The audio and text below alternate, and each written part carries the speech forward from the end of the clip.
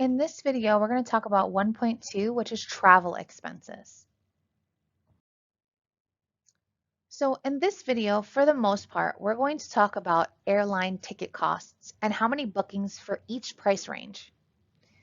We're going to relate that to frequency, which is given to you already. How frequently does someone book between 100 and 199.99? Well, there's 70 bookings. We've counted them.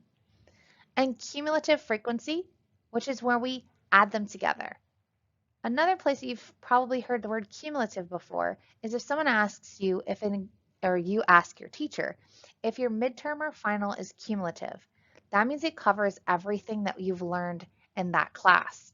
So a midterm being cumulative would cover all the way from August, and then a final being cumulative may cover all the way from August as well, which means you have a lot of studying to do.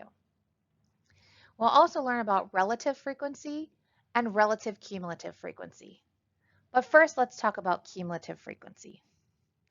So we have this data that's already been done for us.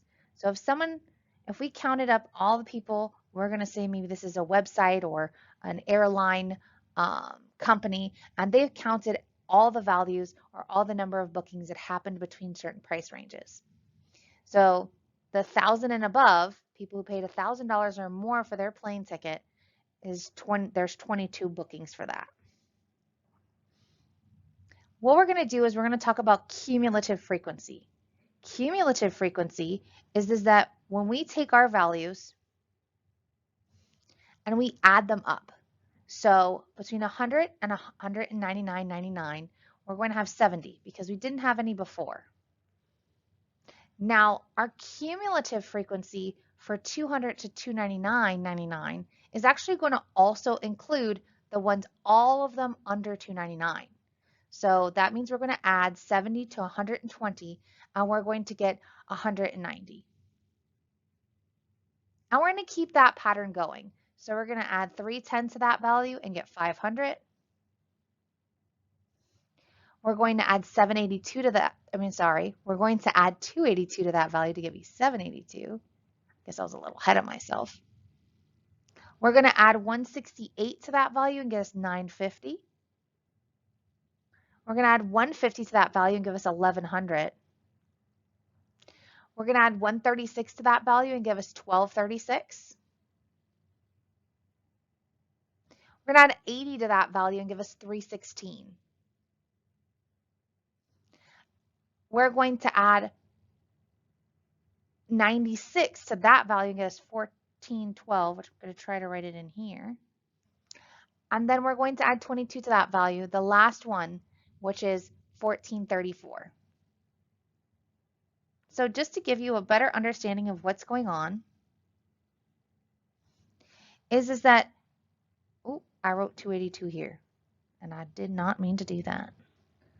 That should be 782. That was what happens when I misspeak, I miswrite. 782. And so when I add those values up together, that means 782.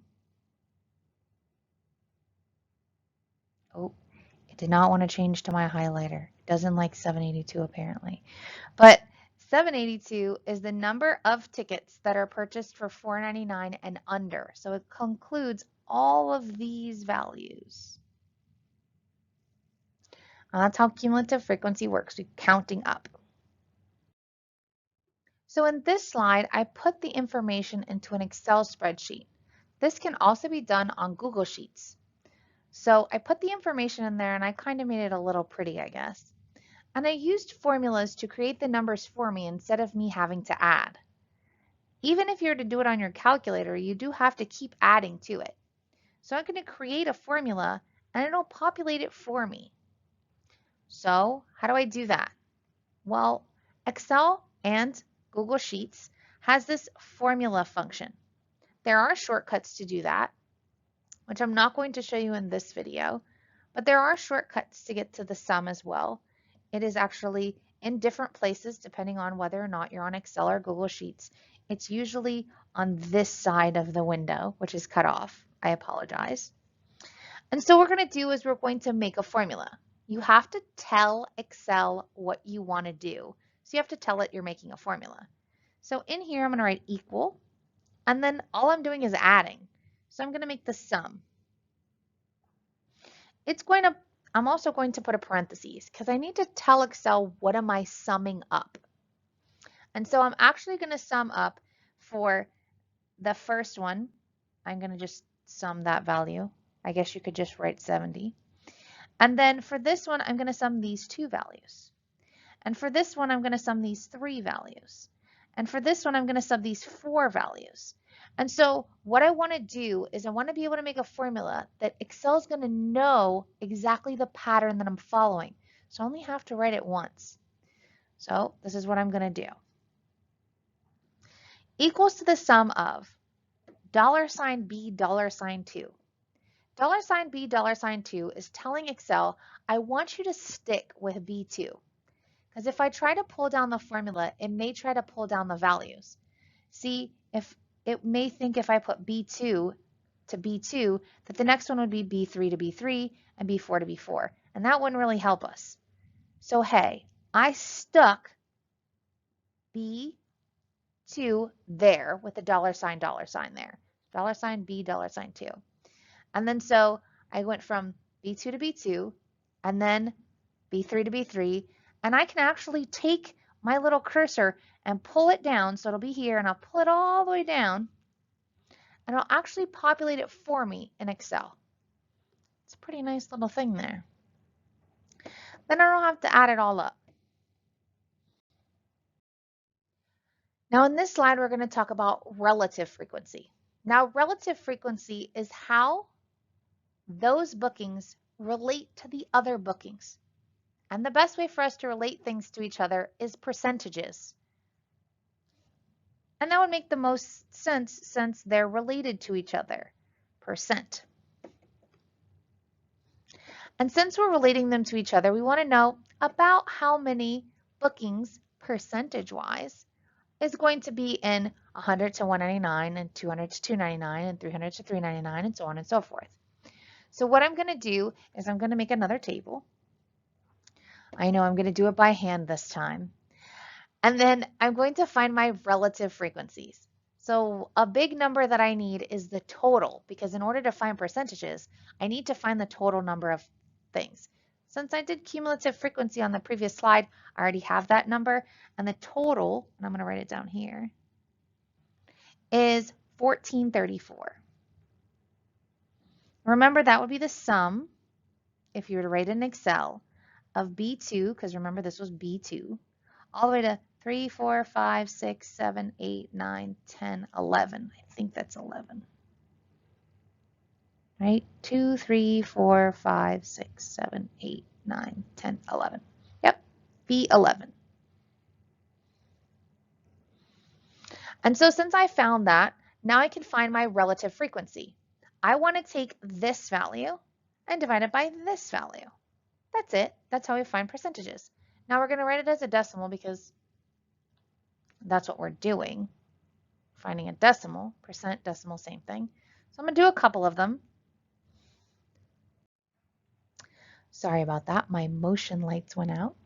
So I have 70 divided by 1434, and that's going to give me 0.049. Not too many people are booking there. If you can kind of see the values, you're going to kind of see which one's going to be the biggest. So I'll do a couple of the bigger ones. So we do 120 divided, and then we do, let's see, which one is the biggest value I can do? So let's do this one, 282. So that would be 282 divided by 1434, which would give me 0.197, and so on and so forth. I think we know how to do percentages at this point, and I don't even have to multiply by 100. I'm just writing the decimal. So that's my relative frequency. Now I'm going to try to show that value in my table. And so I put it up here already, and I kind of showed you how to do the formula already. Now I want to be careful here too. Since we're dividing, and we want to stick with the same denominator, we use C11 because I actually put this in our other format. I wrote B over there. C is because this is C and this is the value 11. We want to stick with C11. We want to tell the computer, the program, Excel, Google Sheets, that we want to keep C11 as a denominator so we can drag the formula down. And that's why the dollar signs are there. So we do B2, B3, B4, and I only have to write this one. And then I can take this, it'll be a little box here, pull it all the way down, and as long as I wrote those dollar signs on C11, it'll keep C11 in the same spot, and it'll pull all the rest of the values down, B3, B4, B5, and it'll calculate it for me. I do believe that you know how to do percentages, or find the decimal value of that. So now we have our last layer. We need to find relative cumulative frequency. What does that mean? That means we're going to take our percentages and we're going to add them together, because cumulative means to add all together or have everything that we've done. So we don't have the relative frequencies here. We don't have the percentages. So I'm not going to try to guess them, because you would have to add all the values you had before. So again, we're going to take our percentages and add them together. So here is our relative cumulative frequency. We're going to take our first value, and this is a little off because I didn't round correctly, so I'm actually going to write it again. 0.049. If they were rounded to the same decimal place, they'd be the same number. Now what I did was, you're going to add just like we did for cumulative frequency. So it's this plus this gives me this number. So we do the adding. These two give me that number, these three give me this number, and so on and so forth. So what formula we're going to use? The sum again, because we're adding them together. So it equals the sum. We want to start with the first one and we want to stick it there. So that's where we do the dollar signs. What would this cell be called? This 0.049 cell. I don't know if it wants me to erase anymore. So what is this cell with 0.049? That's D2. So dollar sign D, dollar sign 2, and then we're going to put the first one in there, which is D2. Seems kind of silly for us to put D2, D2, but it's just adding one value. Then when we take our paper and we put our formula there, we're going to pull that down here. I'm going to pull it all the way down and it's going to populate for us all the different ones.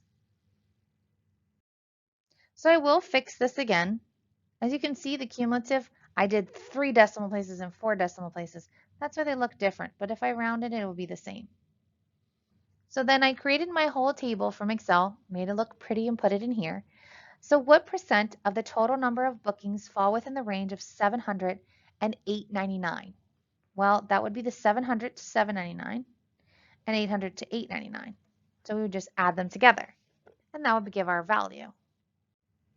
And with some calculator magic, I got 0.151. So I'll write that down. 0.151. What does 0.545 and the relative cumulative frequency column represent? Okay, so that's this one. I don't have it rounded. If I rounded it, the 3 would just disappear. That means that under $4.99, so everything here, all the tickets that are under $4.99 represent about 54.5% of the ticket sales or ticket costs.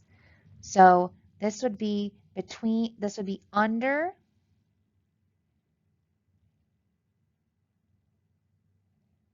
$4.99.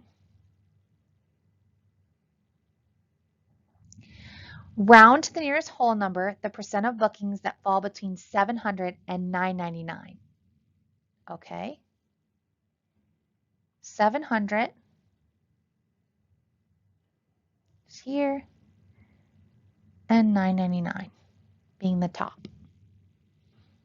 And so I add those together And with the power of the calculator, I got 0.218. So this says what percent, so I'm going to write it as a percent, and it says to the nearest whole number. So I'm actually going to do 22%. So when I calculated it, and I'm going to write this on the side over here, I got 0.218, and I'm going to round that to 22%.